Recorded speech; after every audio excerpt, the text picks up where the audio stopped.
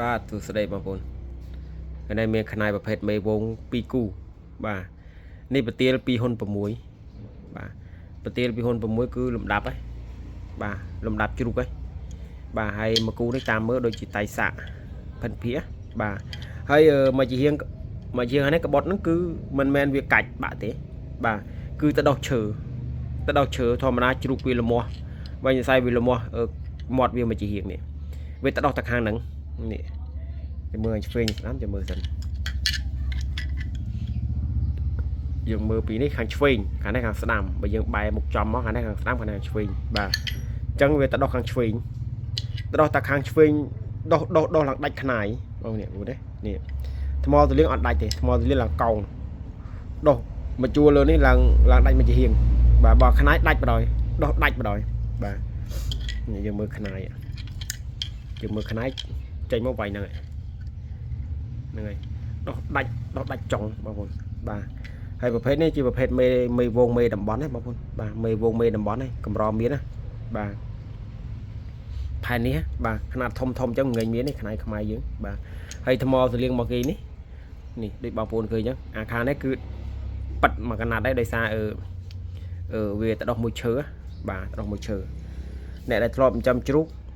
ដឹងហើយជ្រូកវាចូលចិត្តទៅដោះខ្លួនវានឹងឈើហើយអាច្បោះវាហ្នឹងគឺវាកោសក្នុងថ្មកោសក្នុងដីកោស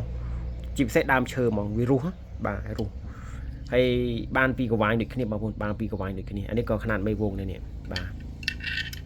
ខ្នាតធំបងប្អូនឃើញនេះបាទប្រទាលខាងនេះ72ហ៊ុនកន្លះហើយកម្ពស់មកទឹក2ហ៊ុនត្រឹមមកទឹក2ហ៊ុនកន្លះខ្នាតនេះជាប្រភេទមេវងបងប្អូនចេញពីព្រៃបាទចេញពីព្រៃគឺលំដាប់មេវងហើយនេះថ្មទលៀងកោងចង់ជួអសស៊ីហ៎เราក៏តល់ចង់ប៉ាន់មេជើងថ្មទលៀងបាទស្អែកថ្ងៃសិលយកទៅប្រសិទ្ធិបាទស្អែកថ្ងៃសិលហើយបើបងប្អូនចង់បានស្អែកសំយកទៅពេលល្ងាចដោយសារខ្ញុំប្រសិទ្ធិសិនណាបាទ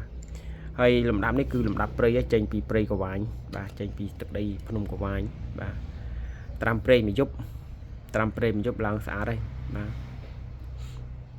យើងគាំទ្ររបស់ខ្មែរយើងទៅបាទរបស់ក្រៅស្រុកមានច្រើនគាត់ណាបងប្អូនខ្លះគាត់អត់ដឹងទិញតាមណាតាមណីណា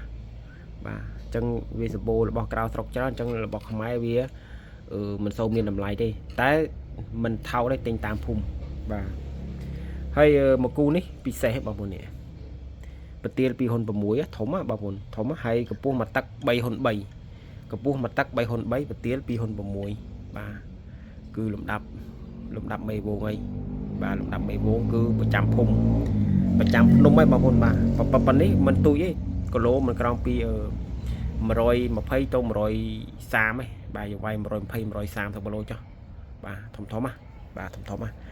ហើយជារបស់ខ្មែរទឹកដីខេត្តពោធិ៍សាត់បាទអញ្ចឹងបងប្អូនចង់បានប្រភេទមេវងຂະຫນាតធំបាទអាចតាក់ទងមកបានបាទមានតែ2គូហ្នឹងទេបាទ2គូថ្លៃទៀតណាបងប្អូនបាទអញ្ចឹងសូមអរគុណ